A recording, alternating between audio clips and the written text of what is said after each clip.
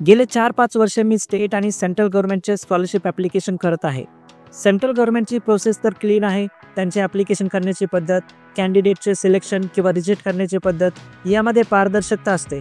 पण स्टेट गव्हर्नमेंटच्या स्कॉलरशिप योजनाबाबत मला तेवढा कॉन्फिडन्स कधीच वाटला नाही. परदेशात शिक्षणासाठीच्या स्कॉलरशिप समाज कल्याण विभागामार्फत दिल्या जातात. ते कोणत्या क्रायटेरियाप्रमाणे कॅन्डिडेट सिलेक्ट करतात किंवा रिजेक्ट करतात त्या बाबतीत पारदर्शकता कधीच नसते. स्टेट गव्हर्नमेंटच्या योजनेवर प्रश्न विचारण्याआधी आपण सेंट्रल गव्हर्नमेंटच्या स्कॉलरशिप योजनेची थोडक्यात माहिती घेऊ.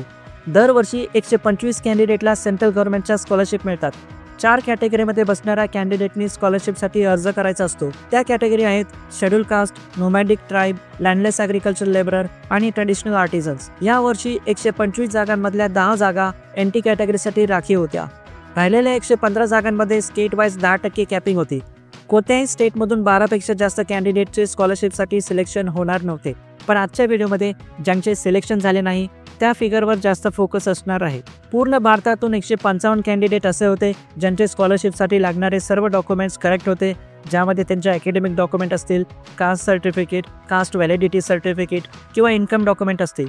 सेंट्रल गव्हर्नमेंटने सगळे डॉक्युमेंट्स व्हेरीफाय केल्यानंतर त्यांना नॉन सिलेक्टेड लिस्टमध्ये ठेवले होते. ही लिस्ट ठराविक ठिकाणी हायलाईट करून मी डिस्क्रिप्शनमध्ये देत आहे. यावर्षी महाराष्ट्र राज्य मायनॉरिटी कोट्यामधून किती कॅन्डिडेटचे स्कॉलरशिपसाठी सिलेक्शन झाले हा त्याबाबतचा GR आहे. या लिस्टमध्ये असे कॅन्डिडेट मिळतील की ज्यांनी सेंट्रल गव्हर्नमेंटच्या स्कॉलरशिपसाठी दुसऱ्या कॅटेगरीमधून ॲप्लिकेशन केले होते.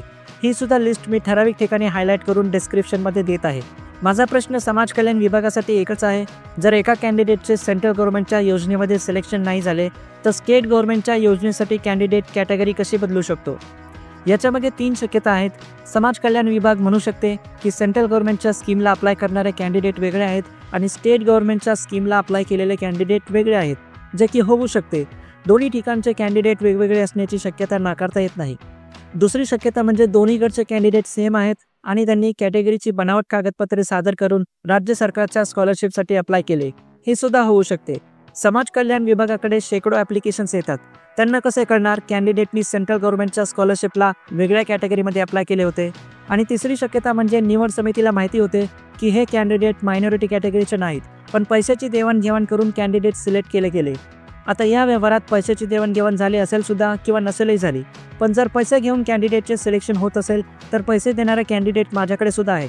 राज्य सरकारकडून स्कॉलरशिपसाठी सिलेक्ट झालेल्या कॅन्डिडेटला 30 लाखांपासून 1.5-2 करोडपर्यंत फंडिंग केली जाते.